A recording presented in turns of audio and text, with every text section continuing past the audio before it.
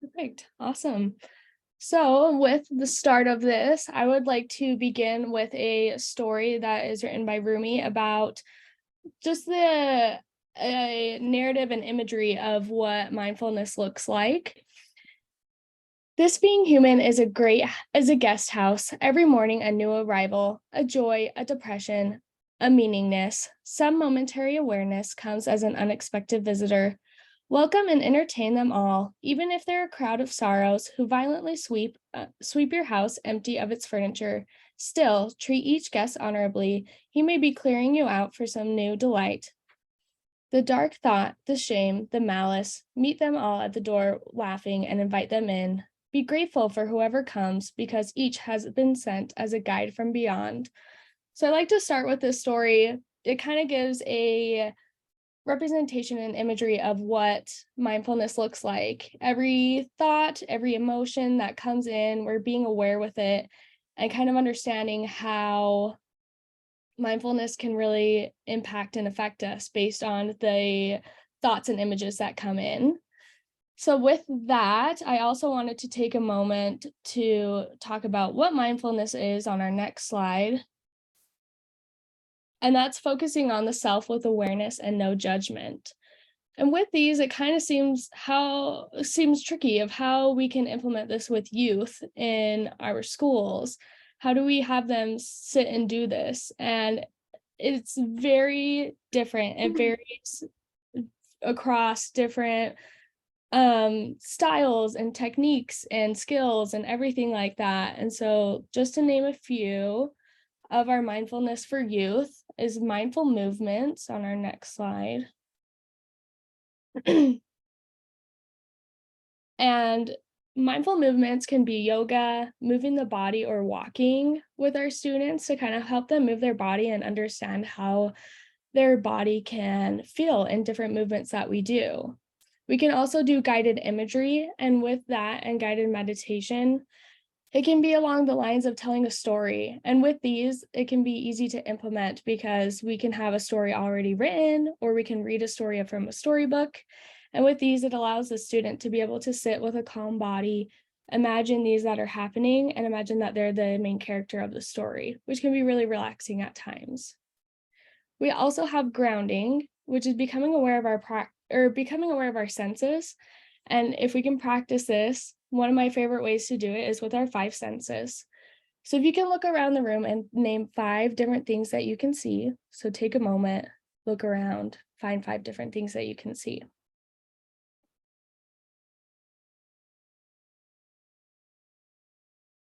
Next, let's name 4 different things that we can maybe feel. It can be like a fabric on your shirt. It can be how you're sitting in your chair.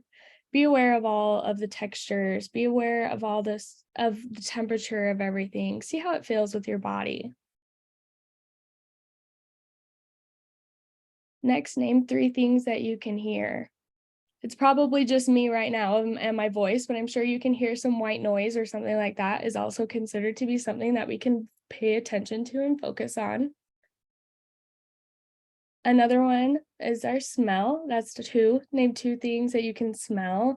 Sometimes when we do this with our kiddos, I like to have like a hand sanitizer on my lanyard that's maybe scented so the kids can kind of smell it. Or with our last one on grounding is what you can taste. You can have them maybe smell what they're going to taste first, like smell it and then put it in their mouth to taste it. And that's what grounding looks like. So all it is just engaging in our senses, and it can be really quick and easy, but it's also so powerful. I often use grounding with our youth when they have just come out of a crisis or maybe an escalated situation. And this grounding is very important. It can be very impactful when we use it with our youth. Our next one is a body scan, and that's kind of paying attention to our body. So it can be a guided meditation, or it can be just taking a moment to feel what our body feels like. It'll normally start from the head, and it can be guided through of paying attention as a spotlight of how we feel in our body, and it goes all the way down to our toes. It can take about 15 minutes to maybe an hour, depending on how long you want to utilize that for. And that's just to kind of pay attention to how our body is feeling. And all of these are really to just become in tune with ourselves and our bodies, to really understand what our body needs and how it can impact us. Our last one is progressive muscle relaxation, and we do have a video with this one that I'd like you all to look at. And this is just a practice that can be implemented super easily with a student that can maybe only take just a couple of minutes.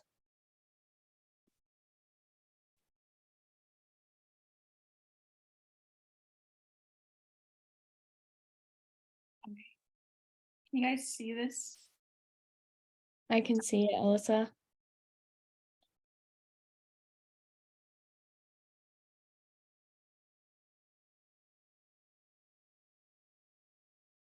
But I don't know if I can hear it. Yeah, I don't think I can hear it.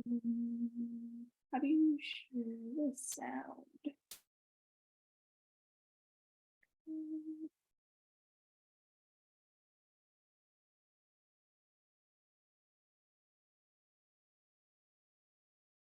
Does anybody know how to share the sound? I'm not very I try turning up the volume on my computer all the way, and that normally can help. Okay. There we go. Rainbow relaxation. In this mindfulness practice, you will be stretching your muscles and breathing deeply. You can sit up straight or stand, but make sure you have some space at either side of you, as we will be raising our arms in the air. Make sure you're comfortable. Today, we are going to imagine that we are painting a rainbow in the sky, and your fingers are the paintbrushes. Start with your hands by your side and your palms facing forwards. Now, when you see the red band of the rainbow start to appear, keep your arms straight and trace it upwards with your paintbrushes. Great. Now the red band is painted. Slowly bring your arms back down by your sides. Now you need to match your breathing to your painting. So when you raise your hands up for the next color, take a big breath in, and you can breathe out when you bring your arms back down. Get ready for the orange to appear. Imagine we have dipped our paintbrushes into orange paint. So breathe in and lift the arms up, and slowly back down as you breathe out. Now we're going to paint the yellow band. Imagine we have dipped our paintbrushes into the yellow paint. Breathe in as we paint the yellow band and lift your arms up. Now breathe out as you drop your arms down.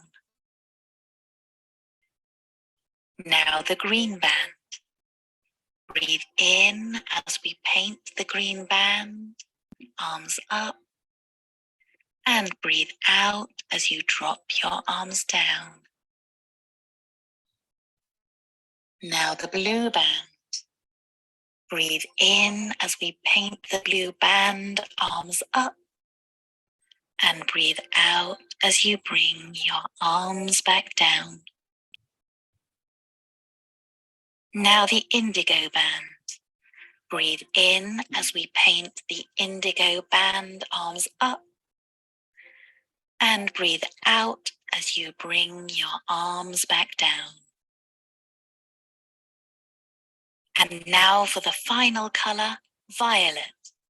Breathe in and lift your arms up, and breathe out as your arms come down.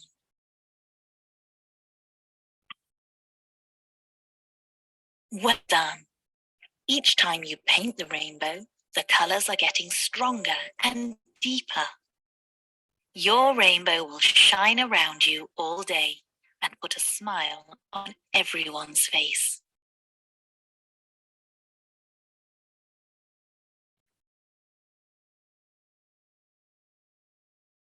So I like with these because we can utilize multiple different tactics in our mindfulness that we do with our students.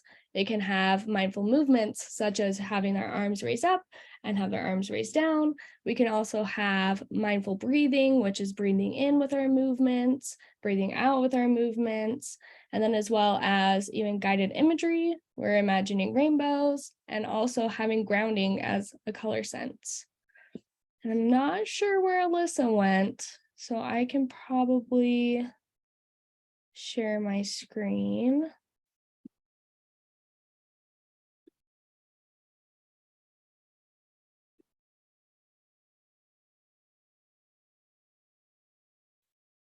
Oh, good, you're back. Oh, you're on mute. Sorry, Alyssa.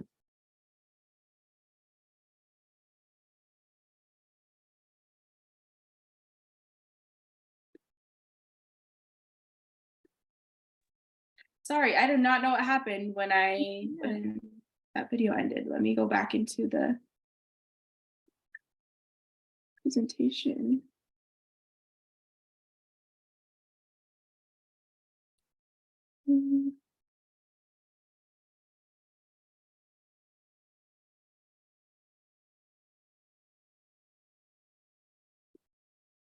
As well as with that video, another thing that can be helpful is to it's an easy, quick 2-minute mindfulness that can have a lot of impact for our students to have just a moment of them being able to meditate, being calm, and it's easy for the teachers to implement as well. Okay, so here are some ideas for mindfulness for teenagers. In my setting, I'm in a high school, and so I thought I would share some of the things that I find might work for some high schoolers. And so the first one, mindful listening to music. And so this is an activity that's pretty simple and easy to do. You could do it together, like as a class, or just do it individually. But you're gonna choose, or the student will choose a song that they haven't listened to before, and they're going to get into a comfortable sitting position or space that they feel comfortable in. And before they start listening, you're going to tell them, you're not going to judge the song by its name, by its genre, or the artist. You're just going to listen, and then ask them if there's a singer. Listen to the voice. Is their voice high or low? Listen for the different instruments that you hear in the song. How fast is the beat going to the song? What kind of different tones do you hear in the song? And so the goal of that activity is just to kind of listen to music without any judgment, just listening and being present in that moment. And then Insight Timer, it's a free app that you can download, and you can use this. It's not only helpful for teens, but for kids as well. And it has calming music. It also has guided meditations. It has insightful talks. Has talks about self-confidence, tips for personal growth, letting go of unwanted thoughts and feelings, and things like that. It also has relaxing sounds such as ocean, nature. It also has ASMR, like tapping sounds, has rivers and streams, all those kind of sounds. And then also one of the apps that I thought was cool is the Calm Harm app. And it's an app that helps manage or resist the urge to self-harm. And so there are different activities that you can do on this app, and they are separated into different categories. Them being comfort, distract, express yourself, release, and then you can choose one at random. It will randomly pick a category for you to choose. And then it also has breathing exercises for mindfulness. And so, yeah, those are just a few activities or apps that you can do to help with teens. And then also something else that I like to do in my setting, kind of like what Maddie was talking about before, but I like to take mindfulness walks with some of my students around the school. And so we'll walk around and talk about the things that we can see in the hallways, things that we can touch in the hallway, things like that are here. And so, yeah, those are some of the things that I have found work for my teenage students that I work with. So while all of this may sound great, how do we implement it into the schools? And it may seem hard to implement something like this, but especially with having children in elementary schools. And one of the wonderful things about mindfulness is just how diverse it is. And it's not just, it doesn't have to be like one set thing. It can be so many different things. It can be class wide. It can be a small group, one student, and it doesn't all have to be the same every time. There's differing lengths and things, different skill sets. So it's really diverse and there's something for everyone, which is really incredible. And one of the things that I think would be really beneficial to implement this with would also be with social emotional learning, and social emotional lessons would be a great time to bring mindfulness into the classroom. If that's possible, would be great. If not, other times to implement could be, after recess, once a body is in motion, it stays in motion. And how do you come from having kids that were playing on the playground at recess to have them sit down and do a math, to do a math lesson or something like that? Whereas instead, after recess, they come in and they know it's time to do mindfulness. They can kind of regulate themselves back to calmness, back to stillness, and then they're able to be ready to perform for the rest of their daily activities. Another idea that we could implement mindfulness could be before a test. It had, was a lot of kids get nervous, a lot of kids have test anxiety, maybe, they're feeling like restless, things like that. Mindfulness is a great way, either through mindful movement or through meditation or anything that could help with, kids prepare for a test and get ready for a test would be a beneficial way to do that. Teachers are so busy and they have so much to do that another thing to add to their plate doesn't always seem possible. But with this, it's very cost effective. Nothing needs to be purchased to do it. You can find things online. You can implement your own things. There's things that are put together on YouTube already. And it's super easy to implement, and it doesn't, even some of the videos are only like 2 minutes, it can be very short. It can be very easy to add this into the classroom. But if it is going to be added into the classroom, it's super important to have a routine, maybe at least in our classroom that I am in, it's mindfulness is always after lunch recess, so as soon as we come in, we grab our mats, we're ready to do mindfulness. And having that routine set can really help those kiddos prepare and understand what is coming and to be ready that this is my calm time, this is my time that I can really sit down and do mindfulness. And another thing that's really helpful for these teachers is, another training, another way to learn, another, thing that has to be stacked on with this, with most of the teachers that are in the schools that are having mindfulness didn't have to go through a training or anything. It's pretty easy to understand what mindfulness is, and it's pretty easy to implement as well. And another thing that would be great to maybe provide our kiddos and set them up for success would be to have it parental involvement. Have the parents know what they're doing as for mindfulness, and maybe they can practice it on the weekends or maybe during a break. Anything like that would be great. And these are all really hopeful, but I think it's also doable for our teachers just because of the cost is very low. It's very cost effective and very easy to implement. So those are some of our hopes for an implementation in schools for mindfulness. Okay, so with our video that we want to show next is an example of implementing mindfulness and how it can look with young children, especially mindfulness being, most people when they think of mindfulness is just sitting down and meditating. But in this video, it shows how the kids react to mindfulness and how easy it is to implement it. And that with practice, kids can adapt and really grow and thrive with their mindfulness settings.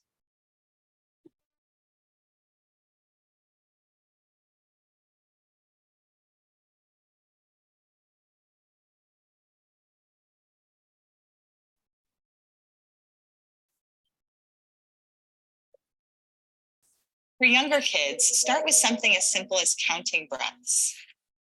Counting our breaths provides a solid anchor for children to return to when their minds begin to wander.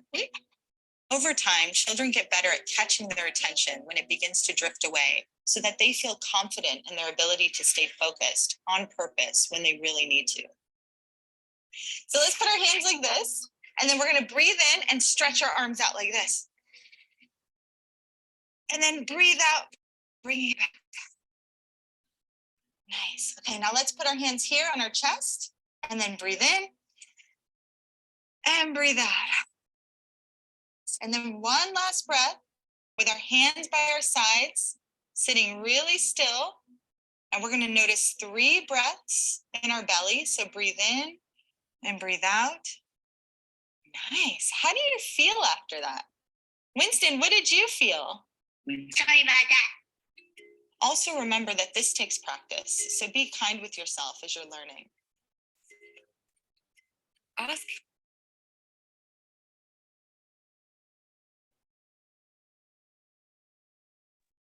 So that's just a little example of how there's no materials needed to do certain mindfulness activities, little preparation, and those kiddos, you know, they were practicing it and it was easy for them to understand and easy for them to do, it's just incredible what mindfulness can do in the classroom. So I wanted to take a minute, and I know that this isn't research-based or evidence-based, but I just wanted to share an anecdotal story of my community service project that I've done in the past. I was doing a pageant for my city, and one of our requirements is to do a community service project. And for this community service project, I decided I wanted to benefit students in a school, and especially in junior high, because so we had to have like platforms, something we're passionate about, something we want to talk about. And for me, it was mental health. And I wanted to bring mindfulness to our junior high school. And our junior high school had a lot of history of a lot of depression. There's been, you know, suicide rates have been super high in our city. And I really wanted to bring something to this school to kind of help our students. I was working at a behavior unit at a behavior health center, and I wanted to collaborate with one of our therapists because she was teaching a MBSR class, or mindfulness based practice, stress reduction, and she was willing to come with me to come to the schools and talk to the students about mindfulness. So I collaborated with the administration at the high school, or the junior high, asked them if I could come over, asked them to do this, and they said yes. We wanted to implement mindfulness for a long time, but just don't know how to get started. So I was able to bring them resources and connections throughout the city and through the community. And so we came, and one of the teachers, it was about the end of the year, so the teacher said she wanted us to come right before the end of year testing. So we came into the classroom and we asked the students about mindfulness, and most of them either had heard of it or some were really hesitant to maybe learn about it or talk about it or even practice it. But once we started talking about it and once we started doing it, we had asked the students before we even started, how are you feeling right now before your test? Most of them were feeling nervous, maybe a little bit antsy, maybe wanted to just go home, things like that. So we did the mindfulness practice with a therapist, and the therapist was able to do a body scan as well as a grounding exercise with the students. Took about maybe 10-15 minutes total. And after we had asked all the students, you know, how are you feeling now? And a majority of them were feeling calmer or maybe feeling more prepared for this test. And I know that's anecdotal, but still, it was really exciting to see that in action and to be able to have that in my experience to see, wow, this mindfulness is really helping. So after we did that, we went ahead and talked to the school and the school counselors, and we had talked to them and said, you know, here's how we can implement mindfulness. We talked about how we could collaborate with the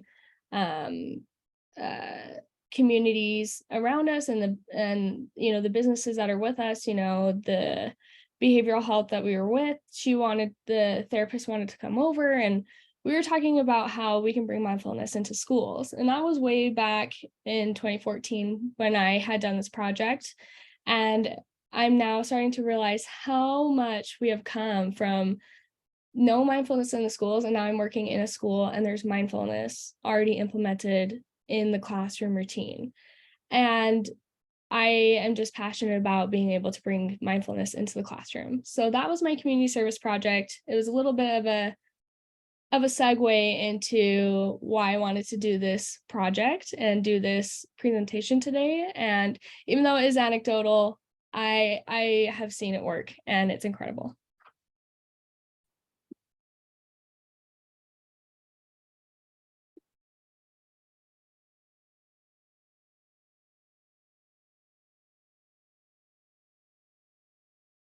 Sorry, I forgot to unmute.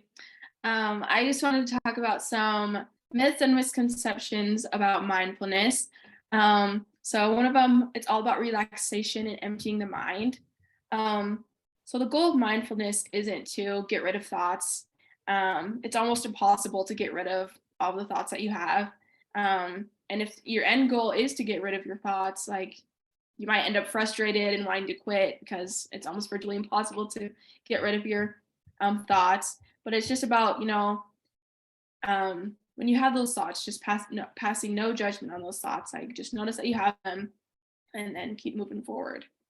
Another common misconception is you can only practice mindfulness in a quiet place. And while there are like times that you can do that, you can also practice mindfulness in informal ways, whether that be in your daily activities, mindfully listening to someone while they speak to you, or when you're going on a walk outside, being present in nature and focusing on the senses that we've kind of talked about before, or whether you're fully present when you're spending time with your family or friends. Those are times that you can practice mindfulness as well. And then another misconception is that it can only be done through meditation. And kind of like what I just talked about before, there's no like set rule or way to do meditation. There are so many different avenues to do mindfulness.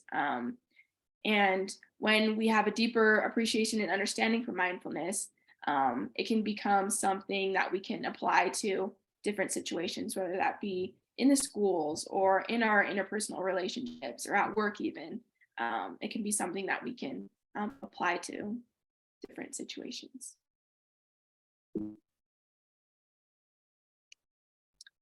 And then I also wanted to talk about some of the outcomes that mindfulness has for teachers in schools. Increased optimism. Teachers already have so much on their plate already, and they already have such limited time to lesson plan. And so some of these mindfulness practices, kind of like Madi said, are quick and easy. There are so many different resources that you can use. And so that could also help increase optimism of these teachers. These resources are readily available to them. They can pull them up in a quick second. It increases connectedness and fulfillment. So it can increase their connection to their students, feel like they can be closer and have an even better rapport with their students. It increases their physical health and well-being, along with sleep quality. I mean, there's guided meditations for sleep that they could use as well. They don't even need to use it in the classroom. Like teachers can use it at home as well. And it reduces and prevents stress and burnout. And that's something that I've seen in my school as well that I work in. A lot of the teachers are feeling overwhelmed and stressed, and a couple of the teachers that I've talked to have been feeling really burnt out lately. And so these mindfulness practices could really benefit them in their situations. And then I wanted to also share some outcomes of mindfulness for students. So improvement of social and emotional skills, and self-regulation. Mindfulness has shown to increase self-regulation, which will help them in turn be more successful in their schooling, as well as after school when they start work. It has also shown to increase positive moods. It increases relationship skills because it develops empathy and compassion for others. And it's also been shown to lessen anxiety, kind of like what Maddie was talking about with the test taking. So students can practice this whether the teacher does it with them together as a class, or they just do it on their own before a test. Has shown that it can lessen anxiety. And then I have this little video that I found. It's called Mind Yeti, and it's a YouTube channel that has a bunch of different videos, mindfulness videos that you can choose from. So pull that up.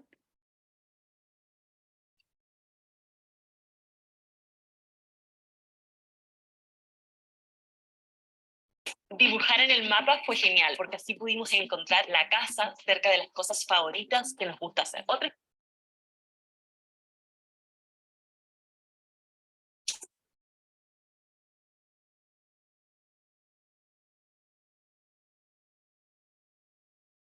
Hello, welcome to Mind Yeti. We all have many different kinds of hubbles, thoughts, feelings, and sensations. We have thoughts like, what's for lunch? Or, yesterday was fun, floating in and floating away all the time. Today, we'll take some time to notice our thought hubbles. Before we begin, take a moment to sit comfortably with your back straight and your feet or legs resting on the floor. Feel how the floor or your chair supports you as you sit. We call this your Yeti body. You can close your eyes if it helps. Take a deep breath in and let it go.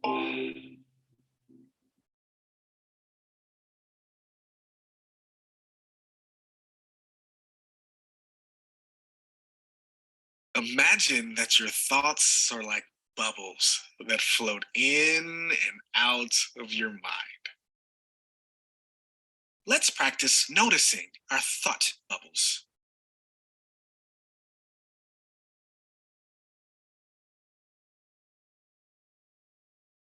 Think about what you're going to do tomorrow. Where will you go? Who will you talk to?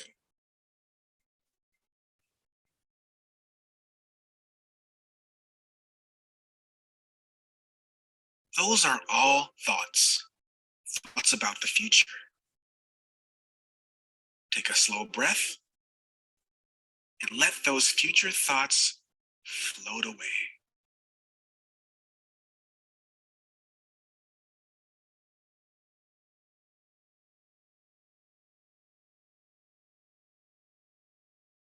Now, think about what you did yesterday. Who'd you talk to? Where'd you go?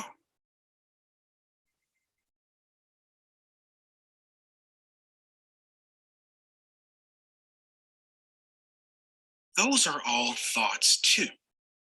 Thoughts about the past or memories. Take a slow breath and let those memories float away.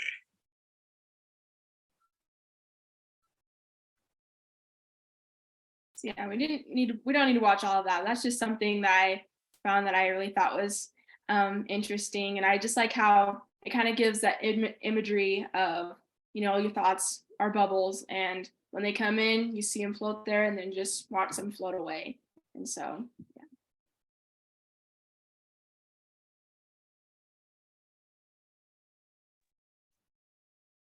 Well, that is the end of our presentation. Sorry, it's like 12 minutes earlier. But if anyone has any questions or comments, please feel free to join in and we can answer or listen to your comments.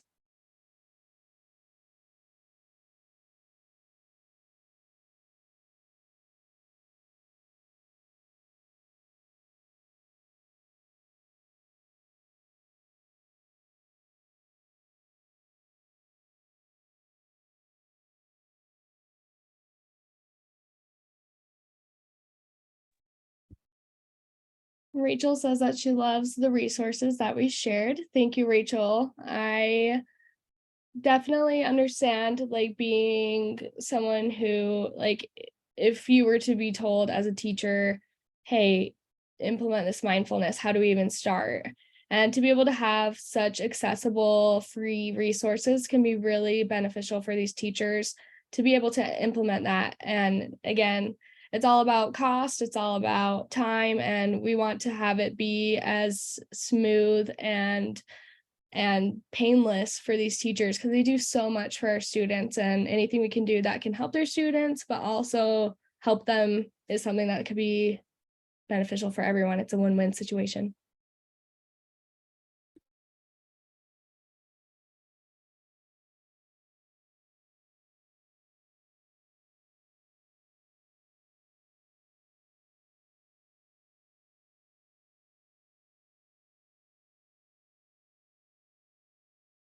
Okay, I think if that's all the questions and comments, thank you again to our presenters, Maddie and Alyssa.